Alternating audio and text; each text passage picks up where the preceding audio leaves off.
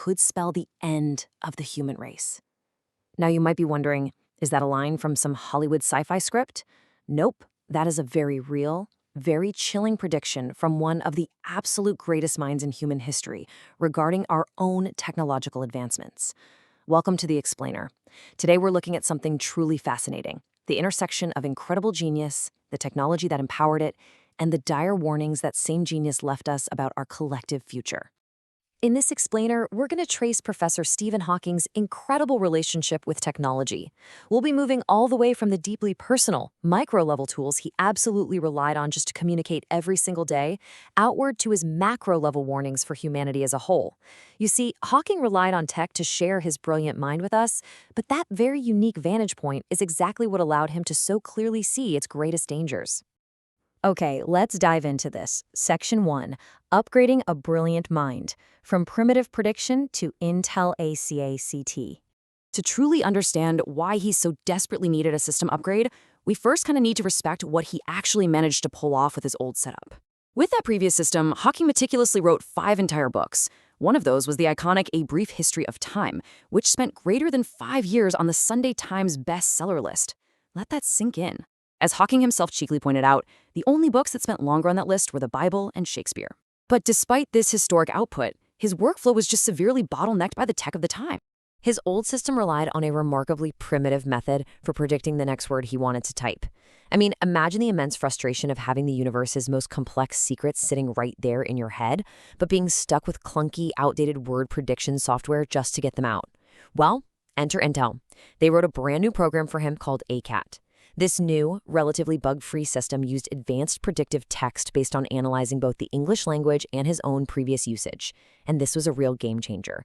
Not only did it speed up his writing considerably, but it finally gave him seamless abilities to handle his email, browse the internet, and just easily switch windows. It was a massive leap forward for his daily life. Section 2, The Trademark Robotic Voice, an Unlikely Origin Story. Now, what's really interesting about this slide is the incredibly mundane and honestly pretty humorous origin of one of the most recognizable voices on the planet.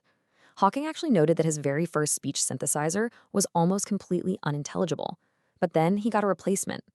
In this new speech synthesizer, it wasn't custom built for a genius physicist unraveling the mysteries of black holes. No, it was actually designed for a telephone directory service. It was very clear, sure, but it was undeniably robotic. Think about it. Most of us would have jumped at the chance to upgrade to a sleek, more natural-sounding British accent the literal second that technology became available, right? Not Hawking. He absolutely refused to change it. That slightly robotic directory service voice became his undisputed trademark. It actually became so iconic, so universally beloved, that according to Hawking himself, children who require a computer voice actively request to have one just like his. It really just goes to show how technology, even an old telephone directory voice, can become so deeply intertwined with our human identity. Moving right along to Section 3, Dialing Up the Early Web, Connectivity Before Wi-Fi. Let's broaden our scope a bit. Back in 1991, right at the absolute dawn of the public internet, a man named Paul Ginsberg launched a website for physics preprints. The original URL? xxx.land.gov. Well, as you might guess, that sounded a bit too much like a sex site, so they very quickly renamed it to archive.org. And look at how intensely physical this early internet connection actually was. We live in this modern world of invisible Wi-Fi, right? But back in the pre-Wi-Fi era, Hawking literally had to physically mount a mobile phone directly onto his computer and connect it by a cable just to get a dial-up connection. But while it was undoubtedly clunky, being one of the very first people connected to the web massively speeded up his communication and his groundbreaking research. Section 4, Balancing Freedom and Security, the Dual Nature of the Internet. While the internet definitely sped up his research, Hawking recognized it came with a really high price. He highlighted several serious drawbacks of modern digital life. Beyond just the massive invasion of personal privacy, he noted the proliferation of pornography and how the internet serves as a vast platform for threatening messages. He also cited the new head of GCHQ, neutrally reporting the harsh reality that the internet has unfortunately become the command center for criminals and terrorists. Essentially, the exact same technology that connects great minds also empowers bad actors. Which brings us to this massive, ongoing societal challenge. How exactly do internet companies counter these very real threats without simultaneously sacrificing our freedom and our privacy?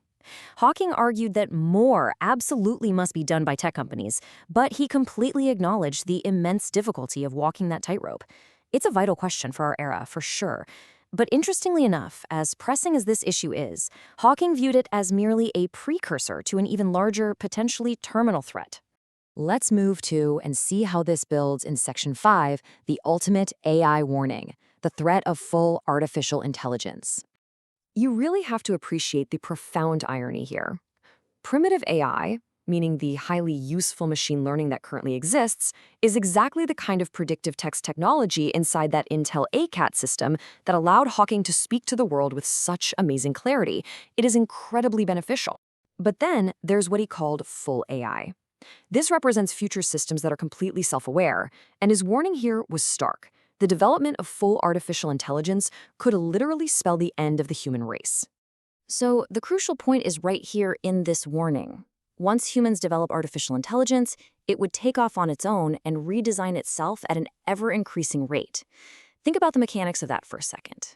We humans are fundamentally limited by the painstakingly slow pace of biological evolution.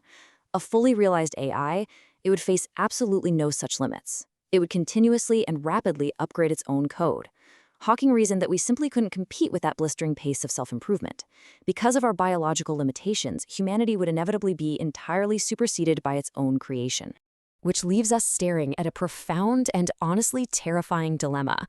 How can we balance rapid technological progress, the exact kind of amazing progress that gave a voice to one of our greatest minds, with the ultimate survival of our species? Stephen Hawking's Digital Evolution tells a story of incredible empowerment, but it ends with a stark warning we simply cannot afford to ignore. We have to figure out how to guide our creations before they decide they no longer need our guidance. Thank you so much for joining me for this explainer. Keep questioning, keep learning, and I'll see you next time.